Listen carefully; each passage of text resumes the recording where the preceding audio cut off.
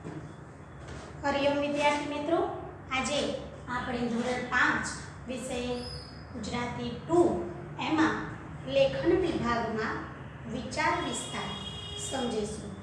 કહેવતો, સુવિચારો, અર્થ વિસ્તાર, કેટલીક કાવ્ય પંક્તિઓ આપણને એક બે લીટીમાં ઘણું બધું કહી જાય, તેને વિચાર વિસ્તાર, અર્થ વિસ્તાર. કહેવત એક જ વાક્યનું હોય પણ ઘણું બધું કહી જાય, આપણે ઘણું બધું લખી શકીએ.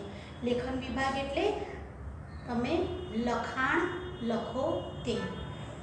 હવે વિચાર વિસ્તારમાં કાવ્ય પંક્તિઓ હોય એને વિસ્તારથી સમજવાની લેખન પદ્ધતિને શું કહેવાય? વિચાર વિસ્તાર કે અર્થ વિસ્તાર પણ કહી શકાય. બે પંક્તિઓ તમને આપેલી હોય વિદ્યાર્થી મિત્રો, અને તમે લેખન કરો, લખો. એ બે પંક્તિઓ ઘણું બધું કહી જાય, તો એના વિશે તમારે લખવાનું હોય. અને લખતી વખતે તમારે કઈ બાબતો ધ્યાનમાં રાખવાની? જે પણ તમને પંક્તિ આપેલી છે એ પંક્તિનો પહેલાં તો અર્થ સમજવાનો. સમજવાનું અર્થ કે એ પંક્તિ આપણને શું કહેવા માંગે છે.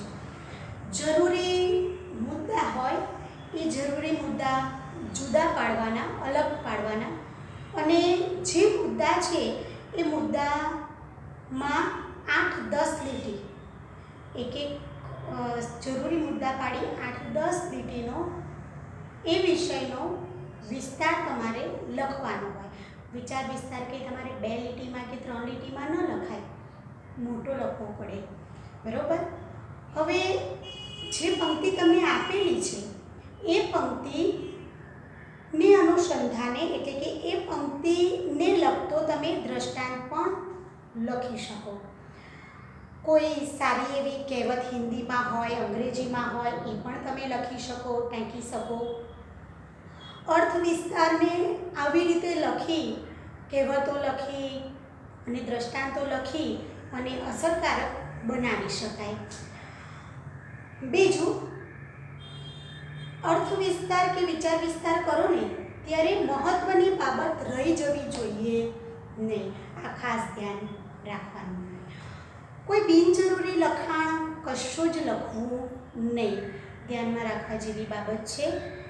લખાણની જે ભાષા છે એ ભાષા આપણી કેવી હોવી જોઈએ? સાદી, સરળ, બરાબર? ભાષા સાદી, સરળ હોવી જોઈએ. અને આપણા જે લખાણ છે આપણું, એમાં યોગ્ય વિરામ ચિહ્નોનો ઉપયોગ હોવો જોઈએ. ઉપરની લીટીને અડાડીને અક્ષર તો હંમેશા સારા જ હોવા જોઈએ. લેખન વિભાગમાં તમારે અક્ષરનું ખૂબ જ મહત્ત્વ હોય છે. બીજું, લખતી વખતે જોડણી, વિરામ ચિહ્નો અને વાક્ય રચનાની ભૂલ બિલકુલ હોવી જોઈએ નહીં. બરાબર? સમજાયું વિદ્યાર્થી મિત્રો? ચાલો, ત્યારે હવે આપણે વિચાર વિસ્તારના નમૂના થોડા જોઈ લઈએ અને લખી પણ લઈશું. ચાલો, પહેલો આપણો વિચાર વિસ્તાર છે. પીપળ પાન ખરતા, પીપળ પાન ખરતા, હસતી કૂપડિયા, મોજ વીતી તુજ પર વીતશે ધીરી બાપુડિયા. ચાલો, હવે આ જે વિચાર વિસ્તાર છે એને આપણે સમજીએ. આ પંક્તિમાં કવિ કહે છે કે પીપળના પાન પાક્કા હોય. જ્યારે પાન પાક્કા થઈ જાય ત્યારે એ પાન કેવા થાય છે? ખરે છે. પહેલાં આપણે આ પંક્તિને લખી લઈએ જેથી તમને વધારે ખ્યાલ આવે.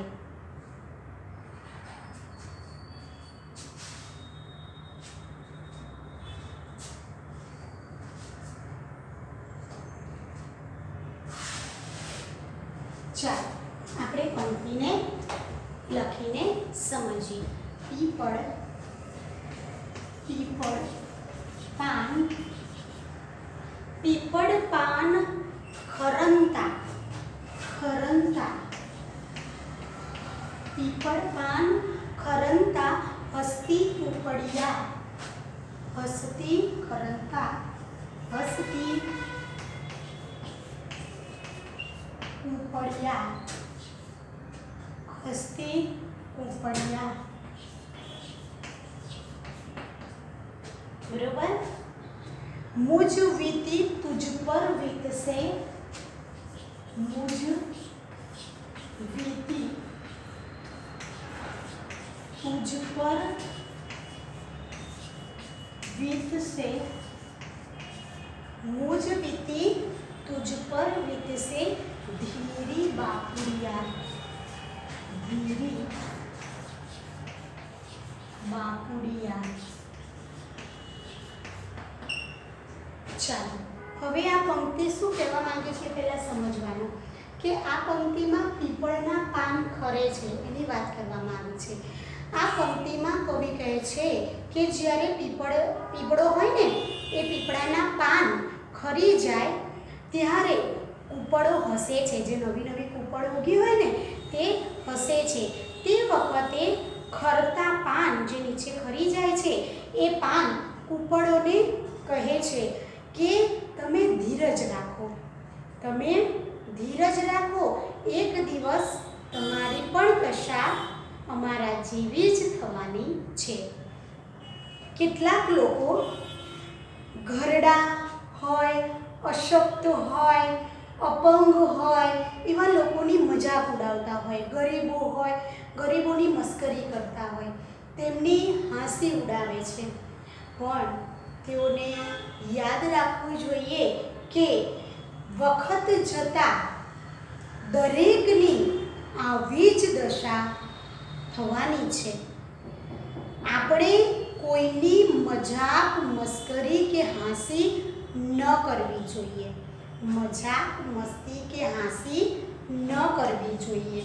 આપણે ઘરડા, અશક્ત, ગરીબ, અપંગ આવા માણસોને માટે દયા રાખવી જોઈએ અને સહાનુભૂતિ લાગણી રાખીએ, લાગણી રાખીને તેમને આપણે કંઈક મદદરૂપ બનવું જોઈએ.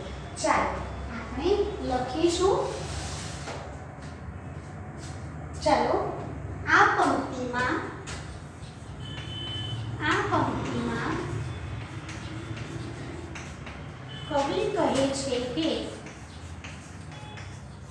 કવિ કહે છે કે અક્ષર જુઓ, અક્ષર આ પ્રમાણે, યોગ્ય વિરામ ચિહ્નો, જોડણી. પીપળાના પાન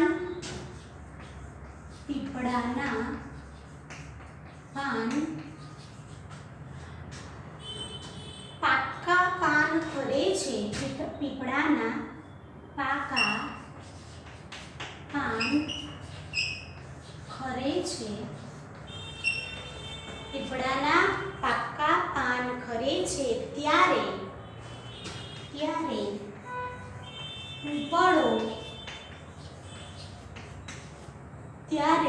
કૂપળો હસે છે, કૂપળો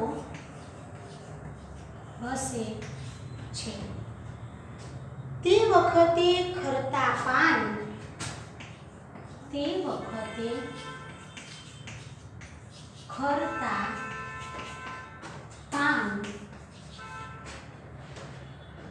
કૂપળોને કહે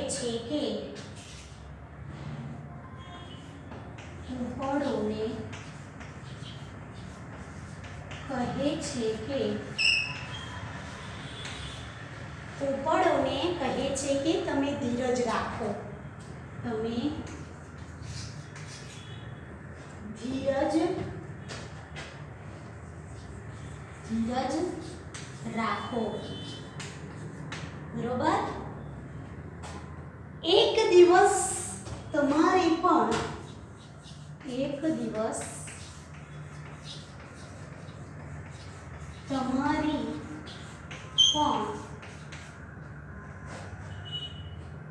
અમારા જેવી જ દશા થવાની છે, અમારા જેવી જ દશા થવાની છે. ચાલો હવે ફકરો પાડીને આપણે લખશું કેટલાક લોકો લખીએ કેટલાક લોકો ઘરડા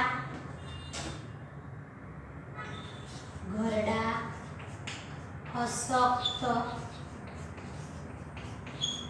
ઘરડા અશક્ત અપંગ અને અશક્ત અને અપંગ અને અશક્ત ઘરડા અપંગ અશક્ત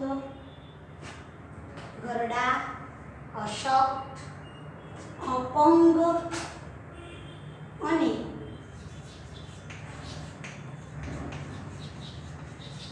ગરીબોની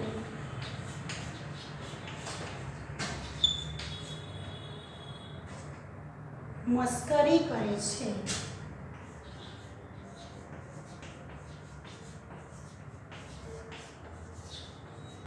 શું કરે છે? મસ્કરી કરે છે. તેમની હાંસી ઉડાવે છે. તેમની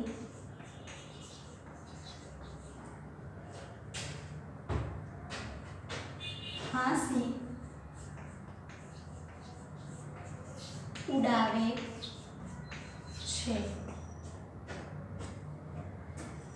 પણ તેઓને યાદ રાખવું જોઈએ કે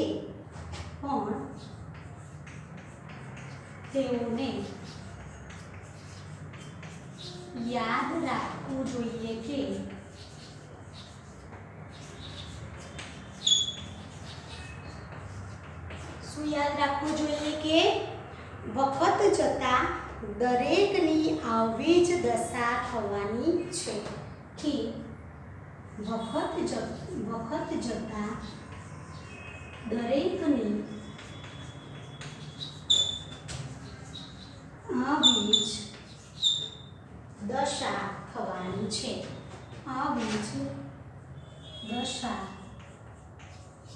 થવાની છે. બરોબર? લખી લો વિદ્યાર્થી મિત્રો.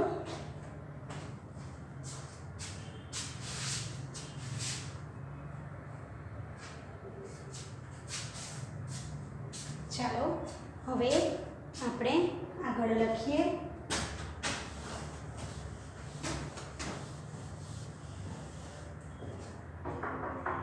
વખત જતાં દરેકની આવી સ્થિતિ થવાની છે. આપણે કોઈની મજાક કે મસ્કરી ન કરીએ. આપણે કોઈની મજાક કે મસ્કરી ન કરીએ. બરોબર? આપણે ઘરડા અશક્ત આપણે ઘરડા અશક્ત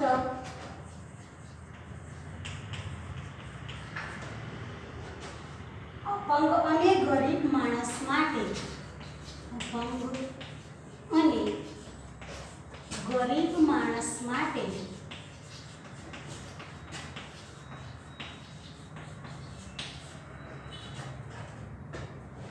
દયા અને સહાનુભૂતિની લાગણી રાખીએ. માટે દયા અને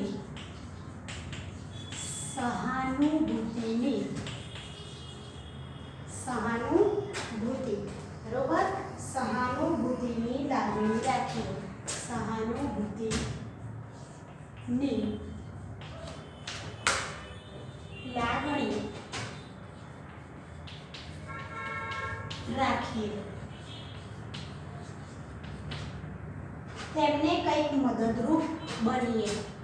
તેમને કંઈક મદદરૂપ બનીએ. લખી લો વિદ્યાર્થી મિત્રો.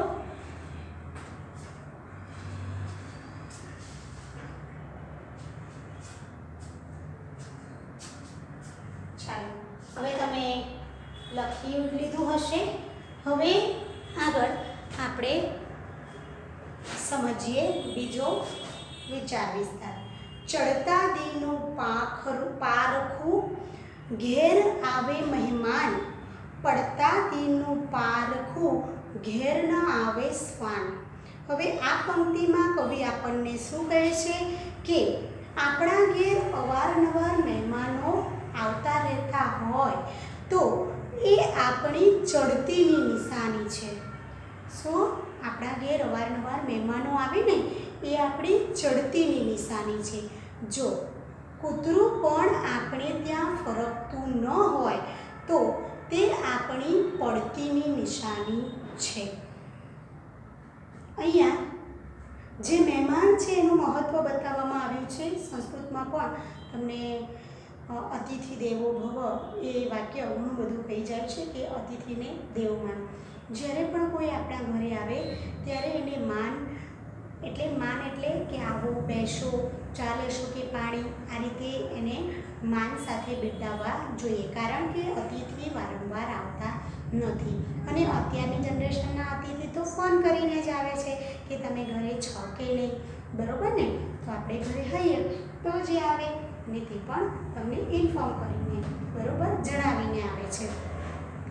પૂજે જનો સૌ ઉગતા રવિને, બધા જ ઉગતા સૂર્યને પૂજે છે। આપણી ચડતી હોય ત્યારે કેટલાક આપણે ખુશામત કરવા માટે આવે છે। આપણી જ્યારે ચડતી હોય, આપણી પાસે પૈસા હોય, માન હોય, ઊભો હોય તો બધા ખુશામત કરવા આવે। કેટલાક પોતાનો સ્વાર્થ સાધવા માટે આવે છે। પડતીના દિવસોમાં તો આપણી પાસે કંઈ પણ મળવાનું શક્ય, કોઈ આપતું જ નથી, એટલે કોઈ આપણે ઘેર ફરકતું નથી। આ જગત સ્વાર્થી છે। શું છે જગત? સ્વાર્થી છે। સ્વાર્થ વગર કોઈ જ કોઈના ઘરે જતું નથી। પોતાનો સ્વાર્થ પતી જાય એટલે તું કોણ ને હું કોણ, આ દુનિયા સ્વાર્થી છે।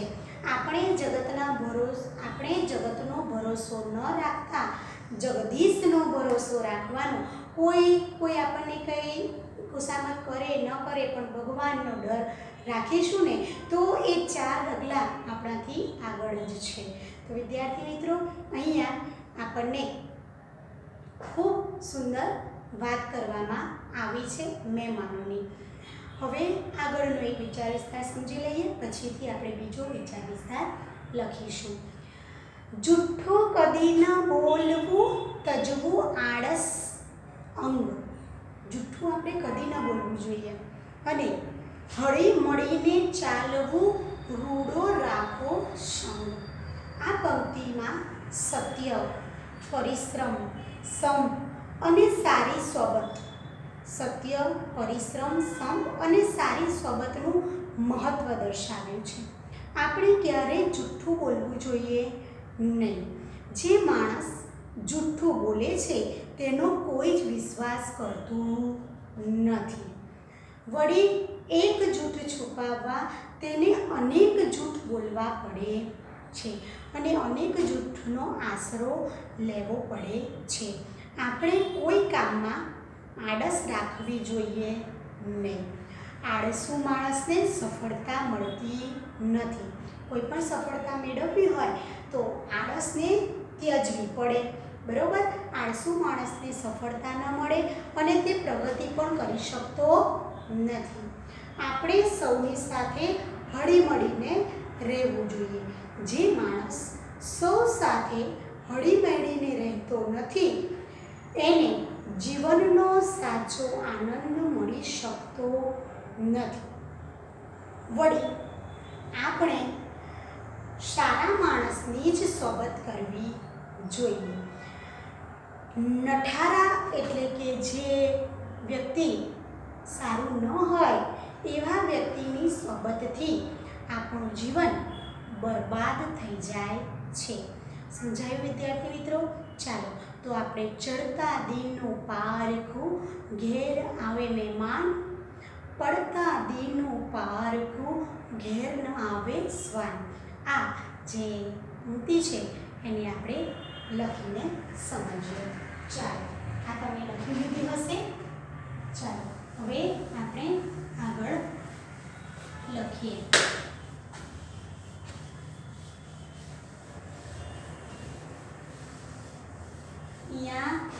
મહેમાનની વાત કરવામાં આવી છે, બરોબર. અહીંયા અતિથિનું મહત્વતા દર્શાવવામાં આવી છે આ વિચાર વિસ્તારમાં. ચાલો લખીએ. ચડતા દિનનું પારખું. ચડતા દી એટલે દિવસ, બરોબર. દી આ રીતે નહીં લખવાનું, દી એટલે દિવસ આ રીતે થાય. દીનું પારખું, ચડતા દીનું પારખું, ઘેર આવે મહેમાન, બરોબર.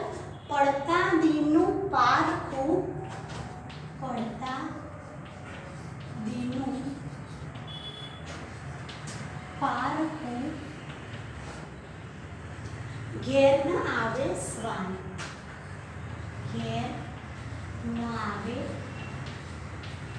શ્વાન. ચાલો હવે આપણે લખીને સમજીએ. આ પંક્તિમાં કવિ કહે છે કે, આ પંક્તિમાં કવિ કહે છે કે આપણા ઘેર અવારનવાર, આપણા ઘેર અવારનવાર મહેમાનો, અવારનવાર મહેમાનો આવતા રહેતા હોય, મહેમાનો આવતા રહેતા હોય, આવતા રહેતા હોય તો તે આપણી ચડતીની નિશાની છે, તો તે આપણી ચડતીની નિશાની છે, બરોબર. જો કૂતરું પણ આપણે ત્યાં ફરકતું ન હોય, જો શ્વાન એટલે કૂતરું, જો કૂતરું પણ આપણે ત્યાં ફરકતું ન હોય તો તે આપણી પડતીની નિશાની છે, તો તે આપણી પડતીની નિશાની છે, તો તે આપણી પડતીની નિશાની છે. લખી લો વિદ્યાર્થી મિત્રો. આવી રીતે તમારે ફકરો પાડી અને લખવાનું. દ્રષ્ટાંતો પણ તમે આ વિચાર વિસ્તારને લખતા લખી શકો.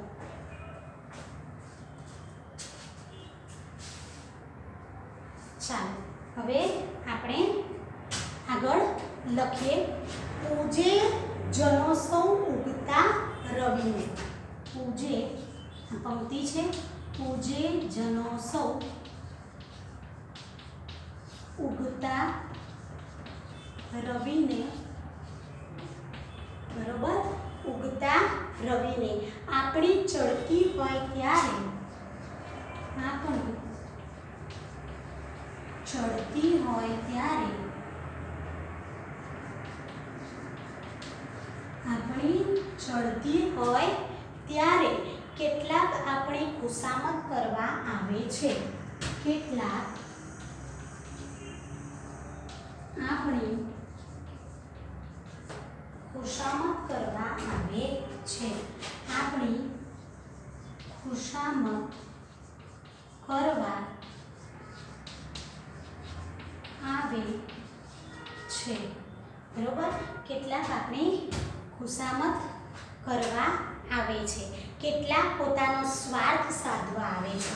કેટલાક સ્વાર્થી લોકો હોય ને એ પોતાનો સ્વાર્થ કઢાવવા માટે આવે, બરોબર. કેટલાક લોકો પોતાનો સ્વાર્થ સાધવા આવે છે, લોકો પોતાનો સ્વાર્થ સાધવા આવે છે, બરોબર. પડતીના દિવસોમાં આપણી પાસે પડતીના દિવસોમાં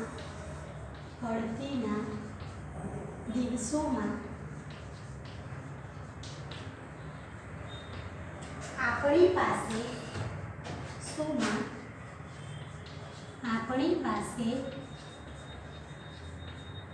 પડતીના દિવસો હોય તો આપણી પાસે કંઈ પણ મળવાનું શક્ય નથી. આપણી પાસે કંઈ પણ મળવાનું શક્ય નથી. બરોબર? એટલે કોઈ આપણે ઘેર ફરકતું નથી. એટલે કોઈ અત્યારે તો જમાનો કેવો છે, કાંઈક મળવાનું હોય ને તો જ આવે, નહીં તો આપણા ઘેર કોઈ આવે જ નહીં. આવા વ્યક્તિઓ સ્વાર્થી થઈ ગયા. બરોબર? તો એટલે કોઈ આપણે ઘેર ફરકતું નથી. એટલે કોઈ આપણે ઘેર ફરકતું નથી. બરોબર? હવે એક લીટી આપણે લખી દઈએ. આ જગત સ્વાર્થી છે. જગત કેવું છે આ લખી લેજો વિદ્યાર્થી મિત્રો પહેલા. ચાલો લીટી લખી દઈએ. આ જગત સ્વાર્થી છે. બરોબર? આ જગત કેવું છે? સ્વાર્થી છે. આપણે જગતનો ભરોસો ન રાખતા, આપણે જગતનો ભરોસો ન રાખતા શું કરવું જોઈએ? જગતનો ભરોસો ન રાખતા જગદીશનો ભરોસો રાખવો જોઈએ. ન રાખતા જગદીશનો ભરોસો રાખવો જોઈએ. દુનિયા દો રંગી હૈ વિદ્યાર્થી મિત્રો, બે બાજુ બોલે, ડબલ ઢોલકી છે. એટલે આપણે કોઈનો પણ વિશ્વાસ ન રાખતા પ્રભુનો વિશ્વાસ રાખવો જોઈએ. હવે તમારે બે વિચાર વિસ્તાર મારી હોમવર્કમાં કરવાના છે. મેં પહેલાં કીધું, જુઠ્ઠું કદી ન બોલવું, તજવું આળસ અંગ, હળી મળીને ચાલવું, રૂડો રાખો સંચાર. આ તમારે લખવાનું છે. વિચાર વિસ્તાર લખશો ની જાતે. જુઠ્ઠું ન બોલવું જોઈએ એ માટે. ચાલો ત્યારે વિદ્યાર્થી મિત્રો, આપણે ફરીથી મળીશું બીજા વિડીયો લેક્ચરમાં. વિડીયો જોયા બદલ આભાર. Thank you. Take care.